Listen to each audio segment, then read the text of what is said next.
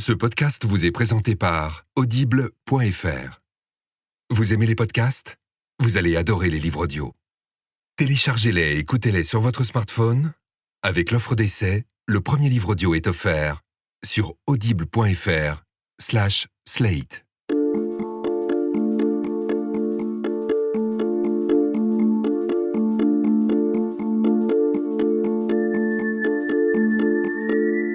Vous êtes dans Transfert, le podcast de Slate.fr. Et l'histoire de cette semaine est une histoire d'amitié et de trahison. Et une histoire sur la parole, ce qui tombe bien pour un podcast. Cette histoire raconte la façon dont les mots peuvent inventer un monde, à condition qu'il y ait quelqu'un pour les lire et pour les écouter. Elle raconte l'ambiguïté du langage, sa puissance mensongère, sa force évocatrice. Et puis je ne vous en dis pas plus cette fois parce que vous verrez bien. C'est l'histoire de Catnat, réalisée par Alexandre Moniol.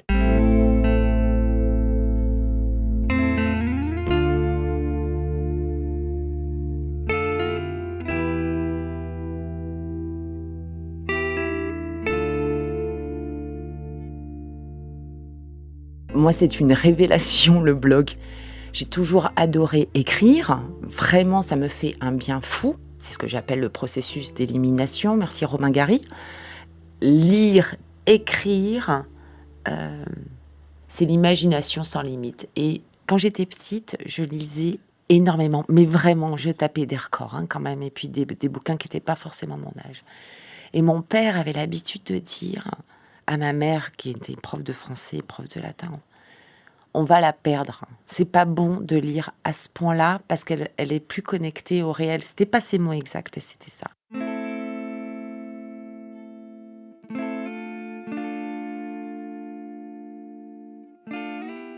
Alors fin 2009, je me réinscris sur Twitter. J'avais commencé à écrire sur des blogs en 2007. Toute petite blogueuse, j'écris sur des choses personnelles et puis sur la musique et je suis évidemment des blogueurs musique. La musique, c'est émotionnel et j'ai une espèce de quête perpétuelle de l'émotion, l'ascenseur émotionnel. Je m'épanouis complètement en écrivant. Ça va devenir une manière de gérer mon rapport au monde. À ce moment-là, fin 2009, je suis mère célibataire de 2 enfants. Charlotte a 10 ans, elle va en primaire. Baptiste a 4 ans, et il va à l'école maternelle. C'est un peu la course tout le temps quand même. Financièrement, c'est compliqué, même si j'avais pas à me plaindre. Bref, je vais au boulot, je vais chercher mes enfants, je rentre, j'ai pas les moyens de prendre une babysitter. J'ai des amis, je suis très entourée, je fais des choses, mais mon quotidien est très répétitif. Ce sentiment d'étouffer petit à petit, même si j'adore mes enfants, d'arriver à un point de ma vie où ça va être tout le temps comme ça.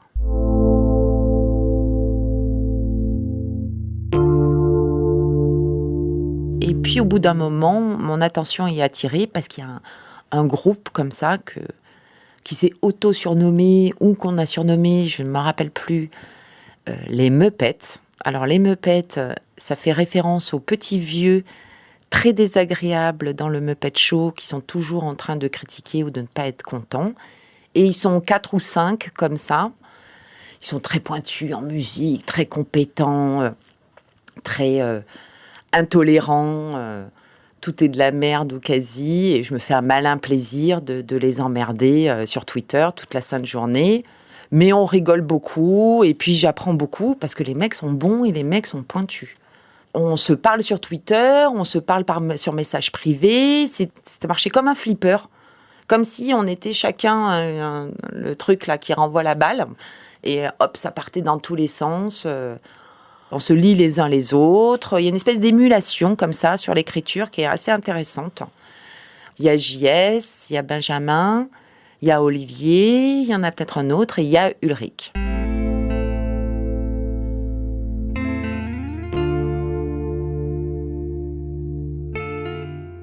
Ulrich est charismatique parce qu'il est clivant, déjà. Je suis fascinée parce que très vite, je le perçois comme un personnage plus grand que la vie. Donc, on prolonge la conversation sur J-Talk et puis on rigole. J'apprends plus de détails sur sa vie privée. Il en apprend plus sur moi. Il me parle de sa femme. Je lui parle de mon compagnon, de mes enfants. Il me parle beaucoup d'Eliott, son aîné. Il y a Mathis, qui est plus petit.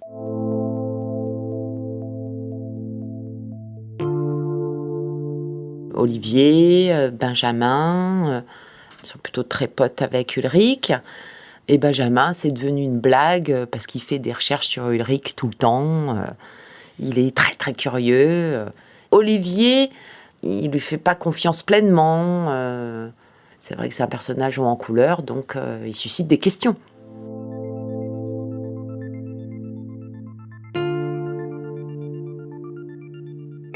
C'est un type qui est plus âgé que nous, donc je pense qu'il a 40 ans. Il est marié, sa femme est pédiatre, ils vivent en Irlande. Il est franco-irlandais, son père est décédé. Ancien prof de philo, il a un caractère impossible. Il peut s'énerver, il peut être très désagréable, mais il est incontestablement charismatique. Qu'on l'aime ou qu'on ne l'aime pas, il a quelque chose. Il est ultra cultivé, mais vraiment très très cultivé sur plein, en termes politiques. C'est un ancien Redskin, donc il m'en a parlé, il m'en parle un bon moment, c'est très intéressant.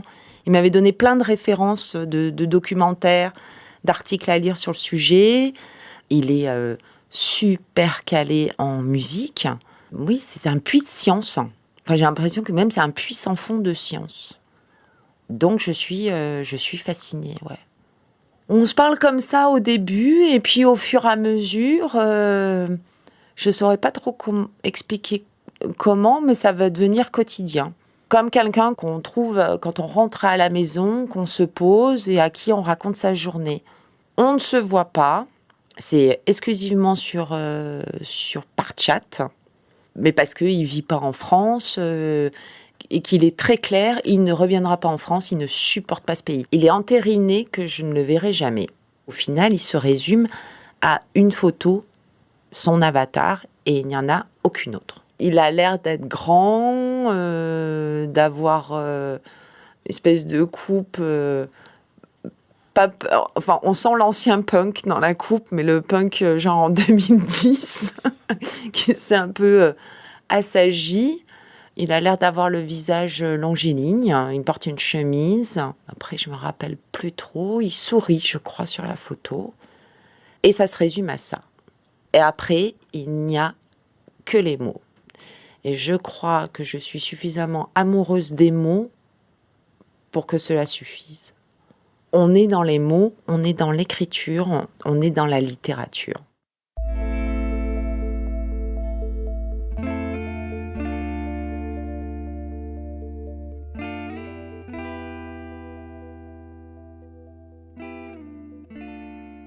Je connais de l'entourage d'Ulrich des personnages hauts en couleur eux aussi, sa femme, Candice, ses enfants, la grand-mère irlandaise, un personnage hors norme, matriarche, toute puissante, qui est un personnage assez fascinant, je dois bien dire. Il y a son amie Valérie, avec qui je discute de temps en temps, la seule avec qui j'échange, qui connaît vraiment Ulrich dans la vraie vie.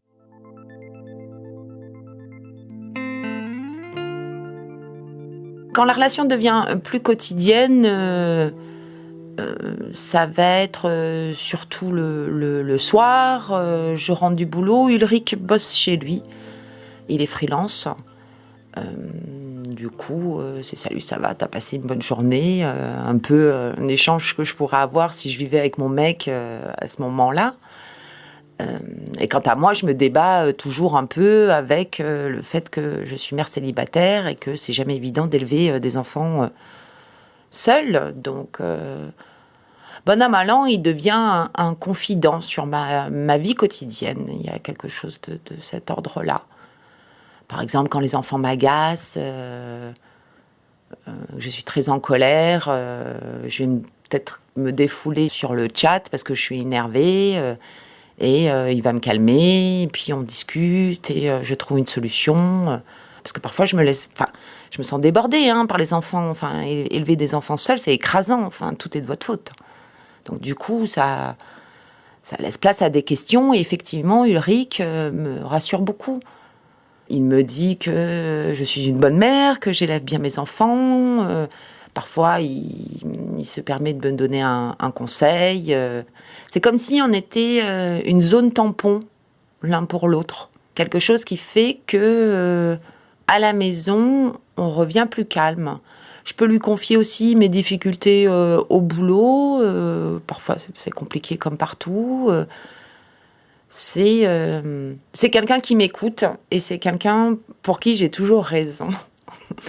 Il essaye toujours, alors qu'il est loin et qu'il n'est physiquement pas présent dans ma vie, clairement, de me soutenir. C'est inconditionnel. Et ça me fait vachement de bien parce qu'effectivement, je suis assez seule. Enfin, je suis à la tête d'un bateau avec 2 enfants à bord. Personne quasiment pour me soulager en termes de garde. Du coup, d'avoir quelqu'un que je peux contacter quand je veux, ou quasiment quand je veux, comme ça, pour dire quand ça va, parce qu'il y a des partages de joie aussi, et puis des moments où ça va vraiment pas, c'est précieux.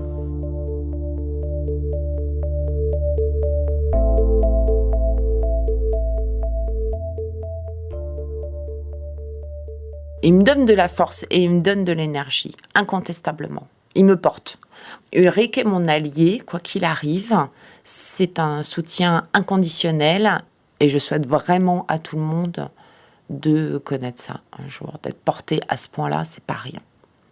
C'est au-delà du sentiment amoureux. L'inconditionnalité, je sais pas trop comment mettre de mots, j'ai pas trop réfléchi à ce point-là. Évidemment qu'il y a de la séduction. Ce serait hypocrite de ma part de dire qu'il n'y a pas de séduction. Bien sûr qu'il y en a. Mais il n'a jamais été question d'une relation amoureuse comme ça, qui perdure. Non, c'est une espèce de doux mélange entre amitié et séduction. Quoi que vous fassiez, quoi qu'il arrive, cette personne sera là. C'est extraordinaire. Par exemple, Charlotte a fait sa crise d'ado beaucoup plus tôt que prévu. J'ai été vraiment prise de vitesse sur ce coup-là. Donc, elle rentre en 6e et elle va faire une énorme connerie. Et donc là, je ne rentrerai pas dans les détails parce que c'est la vie privée de ma fille, donc ça, c'est niette. Mais elle fait une énorme connerie à tel point qu'elle remet en cause tout ce que j'ai cru qu'elle était. Vraiment, c'est un choc. Ah, ma fille est comme ça. La première fois que ça vous arrive, c'est violent. Et je suis complètement désemparée. Parce que je ne sais pas par quel bout prendre le truc. Parce qu'il faut que je traite cette connerie. Alors, j'ai eu des réflexes. Mais je dois bien dire que les discussions avec Ulrich, qui est un ancien prof de philo, donc qui a priori maîtrise la pédagogie, m'ont vraiment aidée.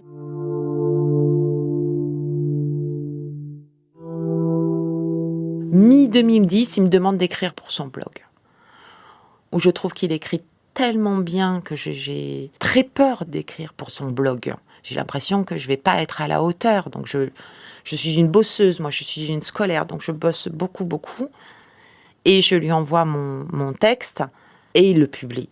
Là, c'est un basculement parce que c'est une preuve de confiance et ça veut dire que quelqu'un que j'admire aime ce que j'écris. Et ça, c'est hyper important. On est en 2011 et il y a une émulation d'écriture absolument géniale. C'est-à-dire que j'écris sur mon blog, il écrit sur le sien. On écrit sur Playlist Society, puisqu'on a tous rejoint Benjamin, qui avait son blog et qui l'a ouvert à d'autres blogueurs. Donc, on est comme ça, une bande de joyeuderie, comme ça. Mais cette collaboration d'écriture, je ne l'ai qu'avec Ulrich. Il me corrige, il m'apprend plein de trucs. Encore une fois, il m'apprend à approfondir ma pensée. Tous les jours, on écrit. Tous les jours, on parle d'écriture, de littérature. On barbote littéralement dans les mots.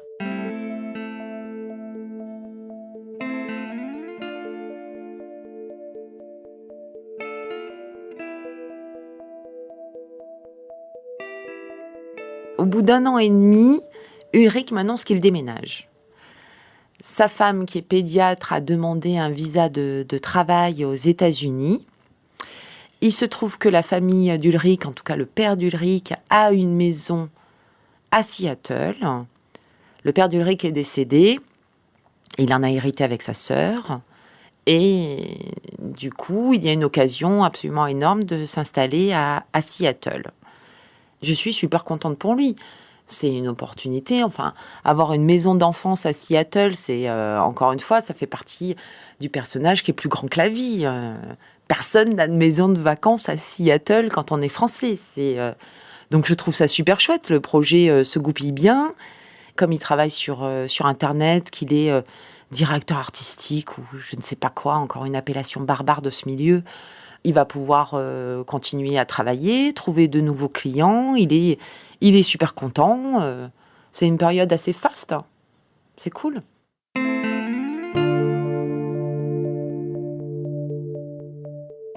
Ça va influer sur la relation parce que le décalage horaire. Il n'est plus dispo en journée, il est disponible la nuit. Donc il va y avoir un décalage qui va influencer la relation puisque ça reste quotidien, mais forcément, par manque de temps, on échange moins. Donc la relation évolue, mais même ça me va assez parce que le chat a ses charmes, mais au bout d'un moment, j'ai raconté... ça aurait pu devenir pesant et grâce à ce déménagement, finalement, on y échappe. Donc c'est bien pour tout le monde. Ça fait un changement dans la relation.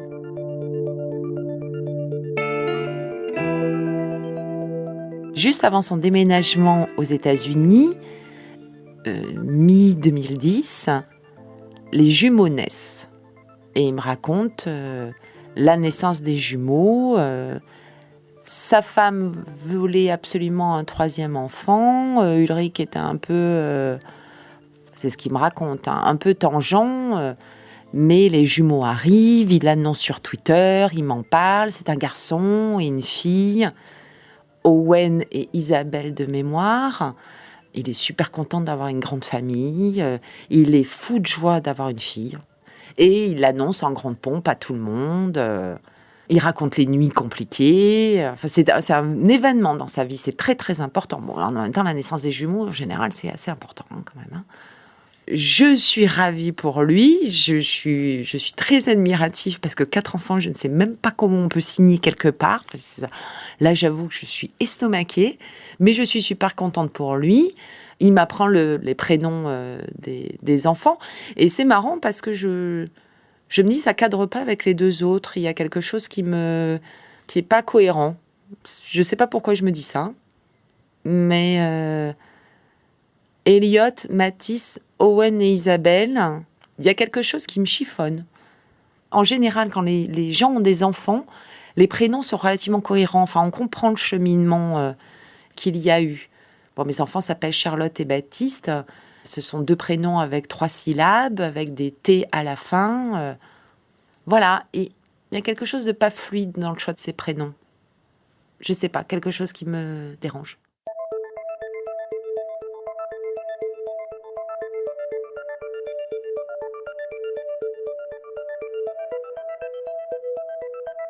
Au détour d'une conversation, je lui envoie des photos de mes enfants et je lui dis je lui demande de m'en envoyer. Ça prend quelques jours parce qu'apparemment il n'a pas de photos sur son ordinateur de ses enfants et il finit par m'envoyer une photo d'Elliot et une photo de Mathis, en tout cas ce dont je me souviens. Et j'ai un sentiment bizarre quand je vois les photos. Alors encore une fois, ça va paraître complètement dingue, mais Mathis ne ressemble pas à Mathis. Quand on vous parle de gens que vous ne rencontrerez jamais, dans votre cerveau, ils finissent par s'incarner. L'imagination, elle travaille à plein régime. Et la photo d'Elliot était cohérente avec ce qu'il me dit d'Elliot. Et Mathis, ça ne marche pas. Mathis ne ressemble pas à Mathis. Et je serais incapable d'expliquer pourquoi je ressens ça. Mais il y a quelque chose qui me...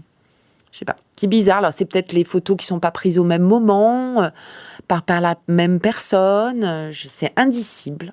Mais il y a quelque chose qui me chiffonne. Mais la relation continue sans remise en question.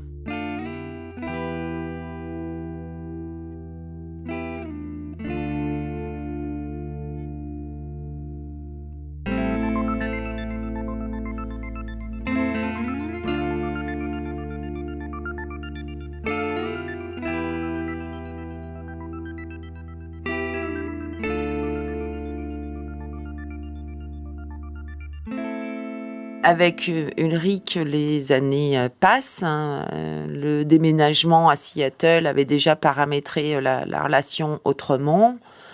Le temps passe et on s'essouffle. Je le trouve parfois envahissant. Les chats quotidiens, ça commence à me gonfler. Surtout, je m'affranchis de lui au niveau de l'écriture. C'est que je l'admire plus comme avant. Donc du coup, le fait qu'il me rassure a probablement moins de valeur. C'est horrible ce que je suis en train de dire. Ulrich le vit plutôt mal. Je commence à le trouver encombrant et comme toutes les personnes qui sentent qu'elles deviennent encombrantes, elle panique et elle commence à faire n'importe quoi. Au lieu de lâcher prise et de laisser l'autre respirer, eh ben on met des coups de pression supplémentaires et ça, je suis totalement réfractaire. Sous pression, je rue dans les brancards. Donc, on s'engueule de plus en plus, mais ça se résout de moins en moins. Il y a des non-dits, des choses qu'on laisse un peu pourrir, comme ça. J'y suis plus.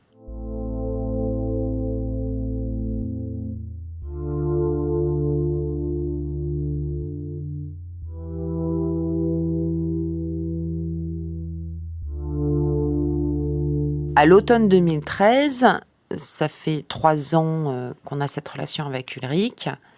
Playlist Society, le blog collaboratif sur lequel on est tous, est victime d'attaques. C'est des spams, etc. Donc celui qui gère la maintenance technique du site installe un tracker pour essayer de comprendre d'où viennent les attaques. Alors je ne comprends pas très bien comment ça marche. Donc techniquement, on va atteindre très vite mes limites. Mais bref, il installe un tracker pour essayer de comprendre d'où viennent ces attaques. Et il remarque quelque chose qui ne va pas avec l'IP.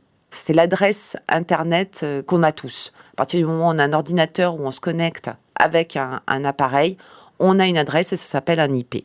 Et l'IP d'Ulrich ne va pas du tout parce qu'il ne se situe pas aux États-Unis. Il se situe en France, en banlieue parisienne. Je vais déjeuner avec Benjamin, qui est le propriétaire du site en question, et un ami, Olivier. Et je vois bien qu'il y a quelque chose qui ne va pas quand j'arrive. Benjamin me dit qu'il a quelque chose à me dire. Et je sais tout de suite de quoi il s'agit. Je le regarde et je lui dis « Tu vas me dire qu'Ulrich n'existe pas ». D'ailleurs, je remonte dans le temps. En 2009, quand on se rencontre tous, là, Ulrich, Benjamin, Olivier, moi et les autres, la grande blague, surtout chez Benjamin et chez Olivier, c'est de dire qu'Ulrich n'existe pas. Olivier, parce qu'il estime que ce gars est trop plus grand que la vie et qu'il l'achète pas. Comme il me dirait, il ne suspend pas sa crédulité.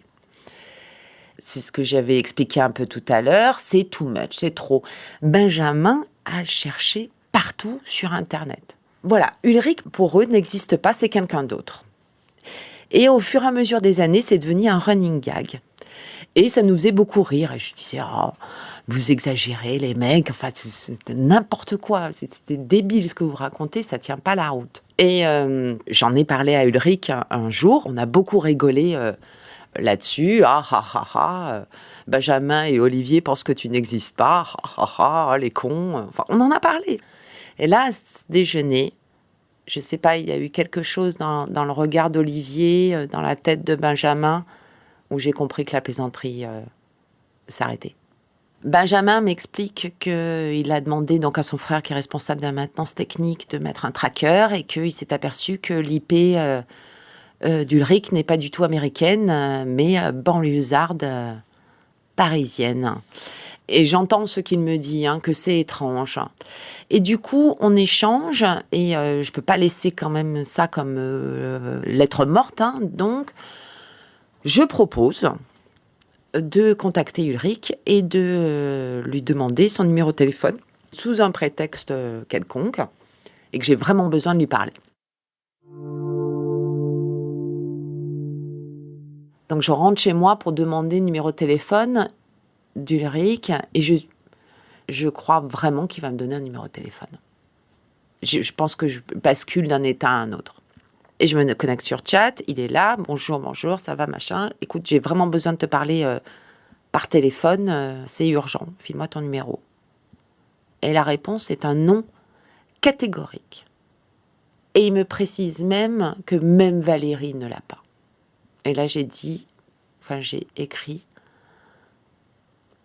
quelque chose qui disait là, je crois que c'est mort. Enfin, quelque chose, des mots avec fin dedans.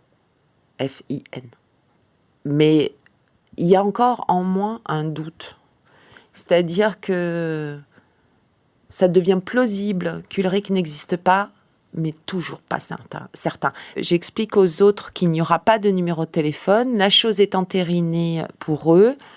Benjamin prend contact avec Ulrich. Et je reçois un mail de Valérie qui me dit qu'Ulrich n'existe pas et que c'est elle.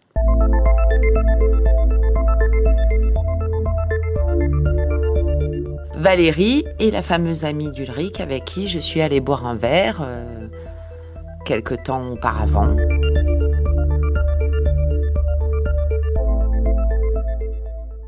Valérie, elle le connaît depuis très très longtemps. Elle l'a connu à sa période punk, donc. Elle connaît sa femme.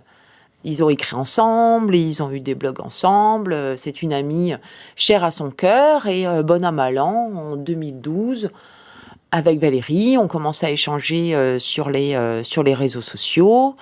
Elle est marrante. On se reconnaît mutuellement comme amis d'Ulrich, donc je crois que ça fait le pont entre nous.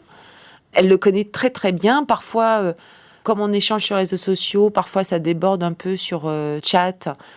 Et du coup, je me rappelle que certaines fois, quand je m'engueule avec Ulrich, je me mets à discuter avec Valérie en me disant « mais qu'est-ce qui lui prend ? Je comprends pas ». Parce qu'il y a quand même 2-3 trucs qui commencent un peu à m'agacer. Pourquoi il va pas chez le psy ? Pourquoi il a cette espèce de colère en permanence ? Parce que je pensais qu'il s'apaiserait et il ne s'apaise pas. Et pourtant, il a 4 gosses, il est installé, il est dans la maison qu'il veut. Qu'est-ce qui se passe, quoi ? Pourquoi il est encore en colère ? Et je pense que Valérie, je rentre en interaction aussi avec elle parce qu'il y a des choses que je ne comprends pas. Ça se fait comme ça parce qu'elle, au moins, elle a les clés. Elle le connaît. Elle l'a vu. Elle l'a vu évoluer. Elle l'a connu avant son mariage. Et elle me dit, il est comme ça. Il a toujours été comme ça.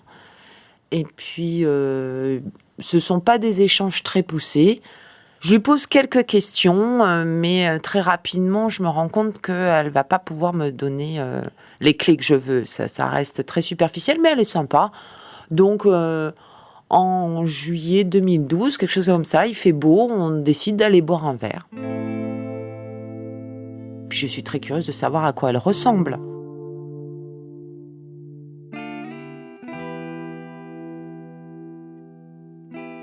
À Odéon, c'est l'été, il fait beau. Valérie ne ressemble pas à ce que je pensais. Elle est plutôt quelconque. Elle est petite, brune, les cheveux courts.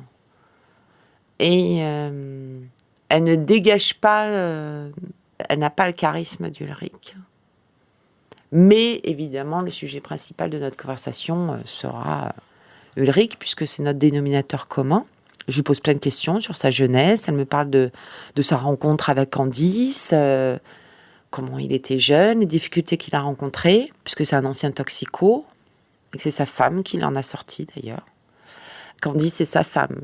La relation qu'il a avec sa femme est extrêmement forte, puisque elle est restée malgré toutes ces conneries. En tout cas, Valérie en parle très très bien. Et c'est un mariage qui est fondé, enfin forcément, quand on construit un couple sur ces bases-là, Ça donne un tempo particulier, puisqu'elle le sauve. Valérie a toujours été très importante pour lui, c'est son amie, elle l'a aidé, elle connaît plein de détails, elle connaît sa famille française, elle connaît sa mère, elle connaît sa sœur. Et on échange comme ça, 12 milliards d'anecdotes. On se fout beaucoup de la gueule d'Ulrich aussi. On prend quelques fous rires. Son caractère de cochon, sa façon de réagir par moments, son côté soupolé, parce qu'il peut grimper dans les tours à une vitesse absolument stupéfiante. Ça nous fait beaucoup rire. C'est une complicité de personnes qui ont un ami en commun, mais pas plus. Parce que Valérie, aussi gentille et agréable qu'elle soit, ne m'intéresse pas beaucoup. Enfin, je la trouve sympa, mais bon, j'ai pas ce coup de cœur que je peux avoir envers les gens, quel que soit leur sexe. Il n'y a pas d'élan. Pour Valérie, c'est pas simple. Elle a retrouvé du boulot il y a pas longtemps. Elle est un peu payée au lance-pierre et elle vit dans un petit studio. Elle a le même âge que nous. Donc, bon an, mal an, elle s'approche dangereusement de la quarantaine. Elle est seule, célibataire, sans enfant. Ça n'a pas l'air d'être la joie. Enfin, ça n'a pas l'air d'être facile pour elle tous les jours. Il y a un fond de tristesse dans tout ça. Il y a une mélancolie, je crois.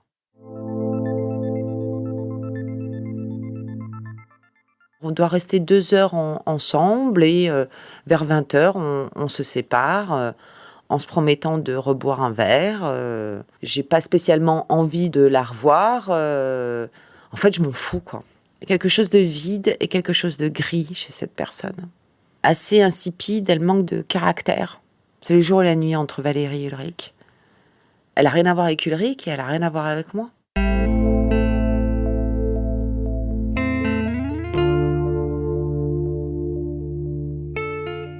Ulrich n'existe pas. Parce que c'est Valérie. Je crois que je me suis glacée tellement c'était horrible. Je crois pas que j'ai pleuré. Peut-être que là, maintenant, 3 ans après, j'arriverai j'en pleurais peut-être. Ouais, je suis au bord de pleurer en fait là. Je sais pas, j'ai eu un ami imaginaire à 40 ans passés. Je sais pas si on... Ouais, j'ai eu un genre d'ami imaginaire pendant 3 ans. J'ai parlé quotidiennement avec quelqu'un qui n'existe pas. Une créature, une création totale. Une création littéraire qui a été inventée bien avant mon arrivée, puisqu'en fait, on est en 2013. Je pense que les premiers blogs d'Ulrich, c'est 2003-2004. Ça fait 10 ans que ce personnage se balade dans la blogosphère musique et sur Internet. 10 ans. Est-ce qu'on se rend compte de l'endurance qu'il faut avoir pour tenir un personnage comme ça d'une main ferme? Enfin, je dirais, elle lâche rien. Biographie, enfance, grand-mère, femme, enfant, métier, déménagement inclus. Elle est allée chercher des jumeaux dans la biographie. Elle racontait les nuits difficiles avec les jumeaux. Le truc, en fait, c'est que quand je lis ce mail, c'est très cinématographique. C'est je repars en arrière, et je fais des espèces de flashs en disant « Oh, ça c'est pas vrai. Oh, ça c'est pas vrai. Ça c'est pas vrai. » Je suis littéralement à bout de souffle. Je remonte toute la biographie. Donc, il n'y a pas de prof de philo. Il n'y a pas de grand-mère irlandaise. Il n'y a pas de toxicomanie. Il n'y a ni Eliot, ni Matisse, ni Owen, ni Isabelle. Il n'y a pas de maison à Seattle. Et en fait, là où c'est très très fort, c'est que Ulrich a habité en Irlande tant qu'elle était au chômage. Et elle a fait le déménagement à Seattle parce qu'elle ne pouvait plus être trop disponible dans la journée et pour cause, elle avait retrouvé du travail. Et donc, le déménagement expliquait la non-disponibilité en journée d'Ulrich. C'était parfait. C'était machiavélique. Rien à dire. Vraiment.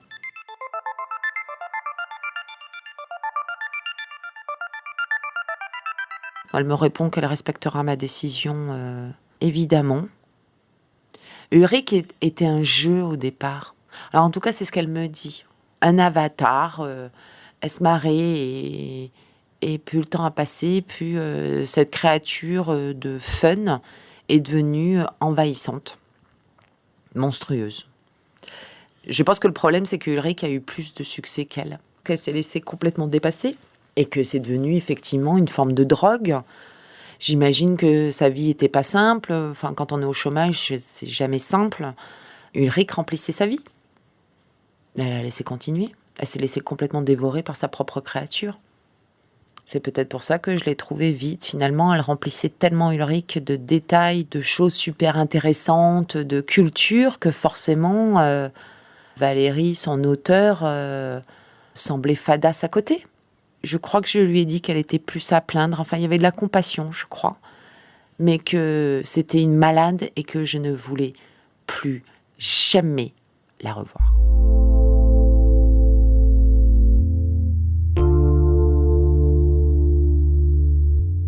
Je crois que ça m'a traumatisée, en fait, le mot, c'est ça.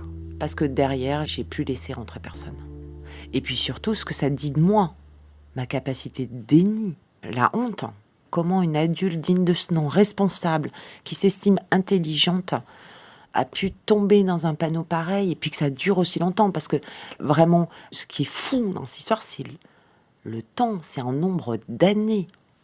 J'ai été capable de laisser courir, de ne pas écouter les autres.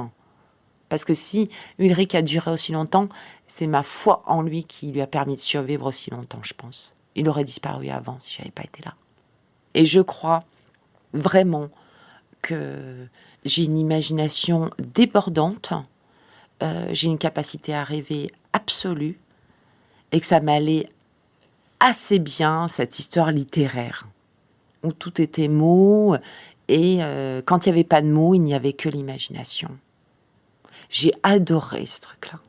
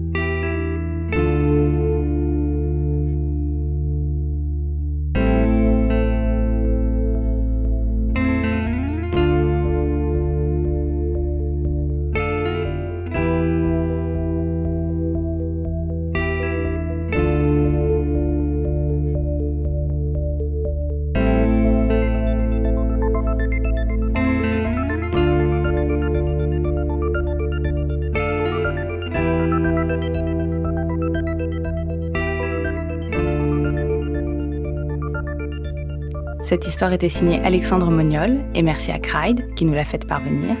La musique était de Pauline Thompson et le tout mixé par Jean-Baptiste Aubonnet. Vous pouvez toujours retrouver Transfert sur Slate, notre partenaire Audible, et puis SoundCloud, iTunes, les applis Android. Et d'ailleurs, si vous avez envie de nous écouter à d'autres endroits et que vous ne nous trouvez pas, écrivez-nous à podcast@slate.fr. Même adresse si vous avez des histoires pour nous. J'en profite pour vous dire que vous pouvez aussi écouter notre autre podcast, Les Sales Gosses. À très vite. Ce podcast vous a été présenté par Audible.fr. Vous aimez les podcasts ? Vous allez adorer les livres audio. Téléchargez-les et écoutez-les sur votre smartphone. Avec l'offre d'essai, le premier livre audio est offert sur audible.fr/slate.